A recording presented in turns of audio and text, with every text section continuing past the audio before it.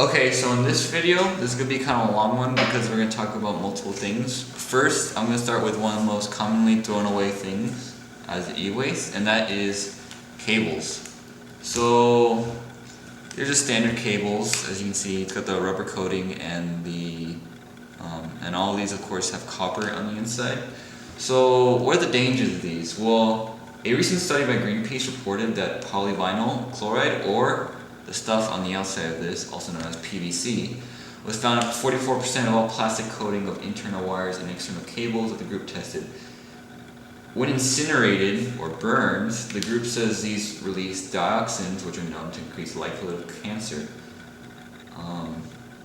And they release this weird substance, and it's kind of hard to pronounce, but it's called phthalates, which the EPA has found can cause damage to your liver and from long-term exposure. So this stuff, when it's burned, released in the air, and if you breathe it in, it can cause permanent damage to your liver.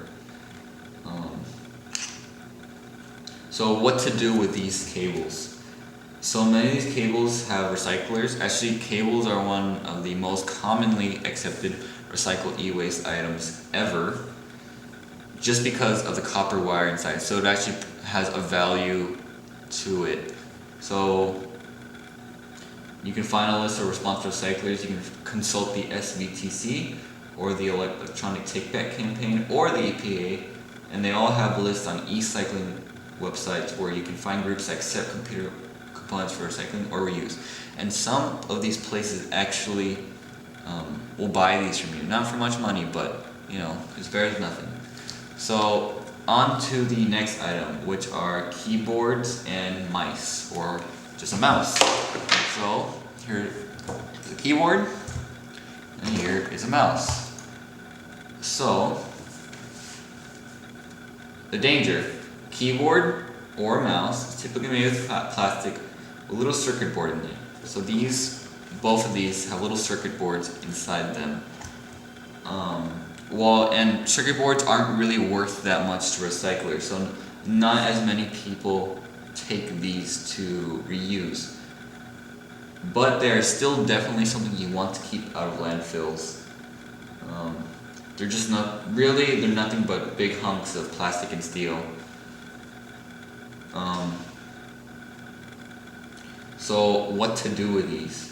Well, these items don't really contain that much of value or substance for recyclers.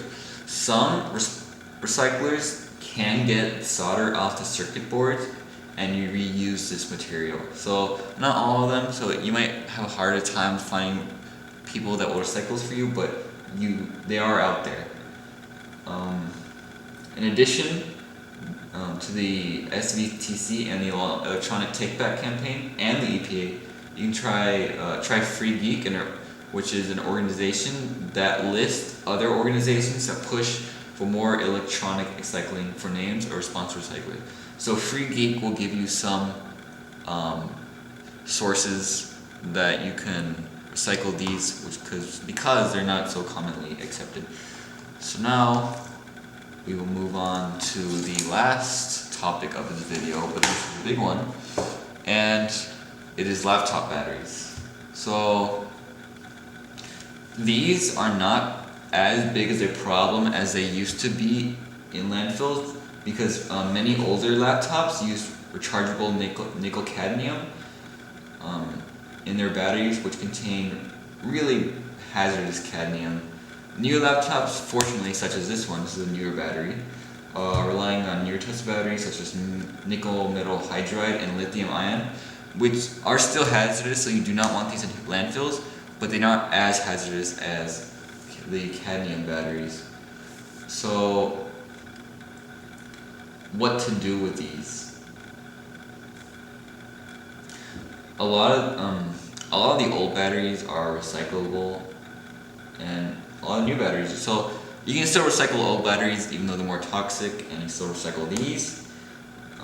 You can take the casing off, and there are other good materials that can be refurbished and reused. So check out the website of the Rechargeable Battery Recycling Corporation, and that's a non-profit that collects used rechargeable batteries. including the types that I already mentioned, and they will give you a drop-off site near you. So, thank you for watching this video.